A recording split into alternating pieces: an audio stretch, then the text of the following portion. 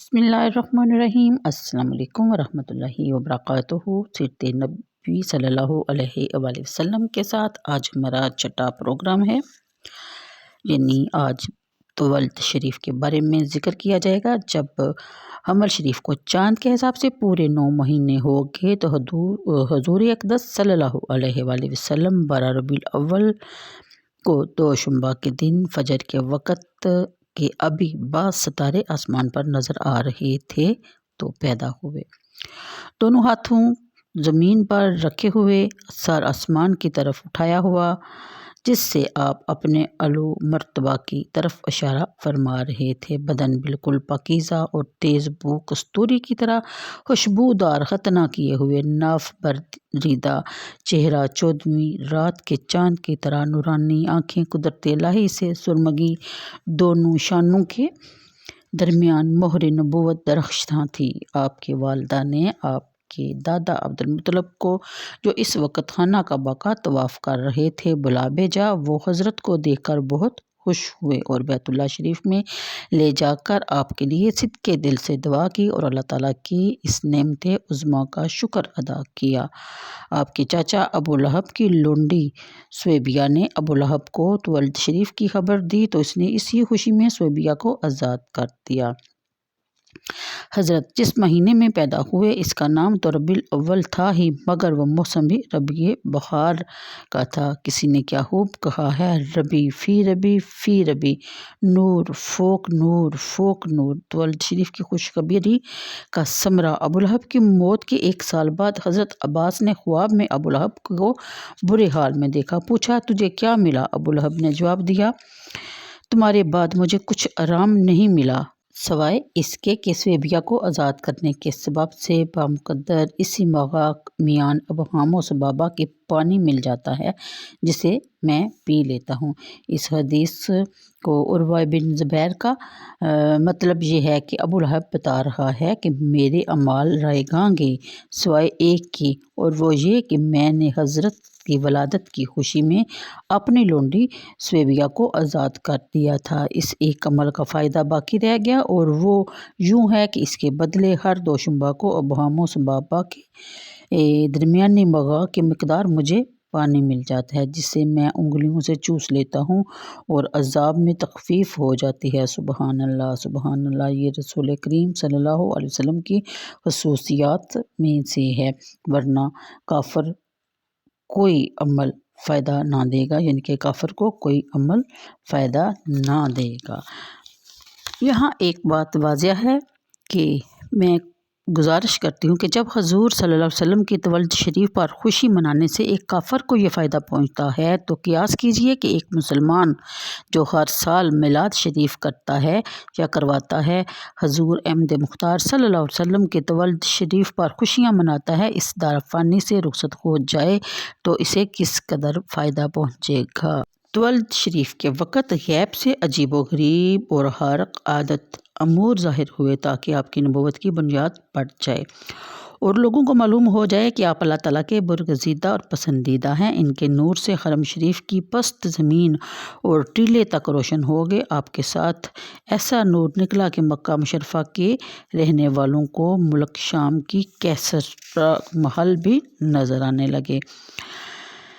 شیاطین پہلے آسمانوں پر چلے جاتے اور کاہنوں کو بعض مغیبات کی خبر دے دیتے اور وہ لوگوں کو کچھ اپنی طرف سے ملا کر بتا دیا کرتے تھے۔ اب آسمانوں میں ان کا آنا جانا بند کر دیا گیا اور آسمانوں کی حفاظت شہباب ثاقب سے کر دی گئی۔ اس طرح وحی وغیرہ وحی میں خلط ملط ہو جانے کا اندیشہ ہو جاتا رہا۔ شہر مدائن میں محلِ کسریٰ پھٹ گیا اور اس کے 14 کنگرے گر پڑے۔ اس میں اشارات تھا کہ 14 حکمرانوں کے بعد ملک فارس خادمان اسلام کے قبضہ میں آ جائے گا۔ فارس کے آتش کدے ایسے سرد پڑ گئے کہ ہر چند ان میں آگ جلانے کی کوشش کی جاتی مگر آگ نہ جلتی تھی۔ بحیرہ سادہ جو خمدان و قم کے درمیان 6 میل لمبا اور اتنا ہی چوڑا تھا، جس کے کناروں پر شرک بت پرستی ہوا کرتی تھی، یکایک بالکل خشک ہو گیا اور وادی ساوا یعنی کہ شام و کوفہ کے درمیان کی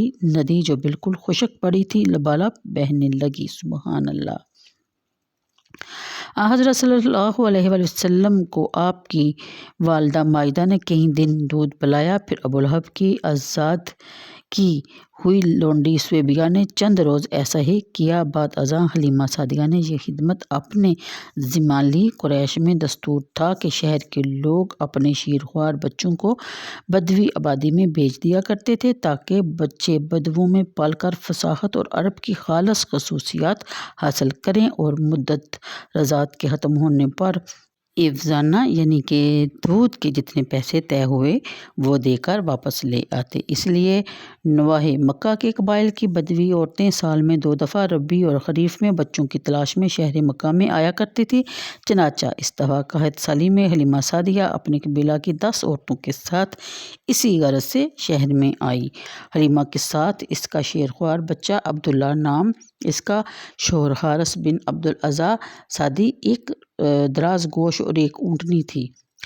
بھوک کے مارے نہ اونٹنی دودھ کا ایک قطرہ دیتی تھی اور نہ حلیمہ کی چھاتیوں میں کافی دودھ تھا۔ اس کے لیے بچہ بے چین رہتا تھا اور رات کو اس کے رونے کے سبب سے میاں بیوی سو بھی نہ سکتے تھے۔ اب قسمت جاگی تو حلیمہ کو جو شرف و کمال میں مشہور تھی، ایسا مبارک رضیع مل گیا کہ ساری زحمت کفور ہوگی۔ دیکھتے ہی دائیں چھاتی سے لگا لیا، دودھ نے جوش مارا، حضرت نے پیا اور بائیں چھاتی چھوڑ دی جسے حلیمہ کے بچہ نے پیا۔ اس کے بعد بھی ایسا ہی ہوتا رہا۔ یہ عدل جبلی کا نتیجہ تھا۔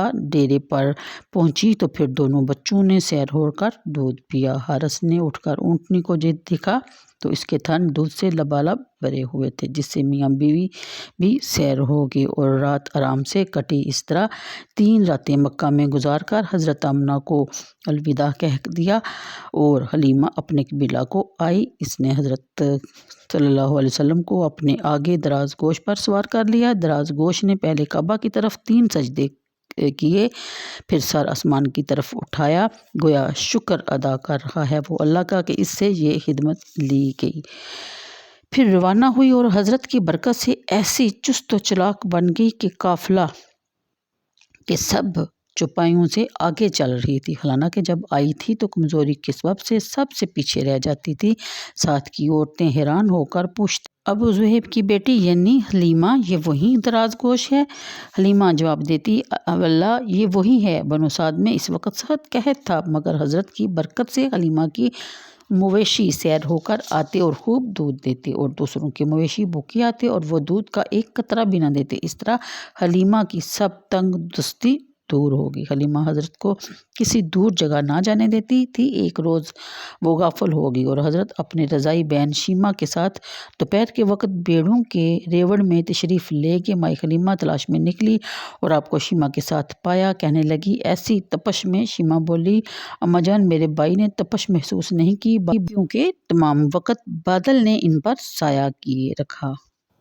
آپ صلی اللہ علیہ وسلم 2 سال کے ہو گئے تو مائی حلیمہ نے آپ کا دودھ چھڑا دیا اور آپ کو آپ کی والدہ کے پاس لے کر آئی اور کہا، کاش تو اپنے بیٹے کو میرے پاس اور رہنے دے، کیونکہ مجھے اس پر وبائے مکہ کا ڈر ہے۔ یہ سن کر بی بی آمنہ نے آپ کو حلیمہ کے ساتھ واپس کر دیا۔ حلیمہ کا بیان ہے کہ ہمیں واپس آئے ہوئے 2 یا 3 مہینے گزرے تھے کہ ایک روز حضرت اپنے رضاعی بھائی عبداللہ کے ساتھ ہمارے گھروں کے پیچھے ہماری بیڑوں میں تھے کہ آپ کا بھائی دوڑتا ہوا آیا، کہنے لگا کہ میرے اس قریشی بھائی کے پاس 2 شخص آئے جن پر سفید کپڑے ہیں، انہوں نے پہلو کے بل لٹا کر اس کا پیٹ پھاڑ دیا۔ یہ سن کر میں اور میرا خاوند دوڑے گئے، دیکھا کہ آپ کھڑے ہیں اور چہرے کا رنگ بدلا ہوا ہے۔ ہم دونوں آپ کے گلے لپٹ گئے اور پوچھا، بیٹا تجھے کیا ہوا؟ آپ نے بیان کیا، 2 شخص میرے پاس آئے جن پر سفید کپڑے تھے، انہوں نے پہلو کے بل مجھے لٹا کر میرا پیٹ پھاڑ دیا اور اس میں سے ایک خون کی پھٹکی نکال کر کہا کہ ھذا خز الشیطان منک، یہ تجھ سے شیطان کا حصہ ہے، پھر اسے ایمان و حکمت سے بھر کر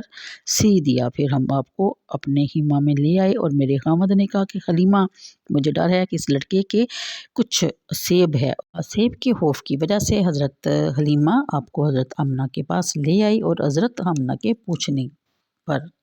بار بار پوچھنے پر ان کو سارا واقعہ بتا دیا۔ ماں نے کہا کہ اللہ کی قسم ان پر شیطان کا کوئی دخل نہیں، میرے بیٹے کی بڑی شان ہے۔ یہاں بہت سی شانیں بیان کی جا رہی ہیں جو ہم جیسے گناہگار بندے کا سر ہیں بتانے سے یا بیان کرنے سے، تو اس لیے مجھے دیجیے اجازت، انشاءاللہ کل اگلی ویڈیو میں پھر ملاقات ہوگی۔ اللہ حافظ۔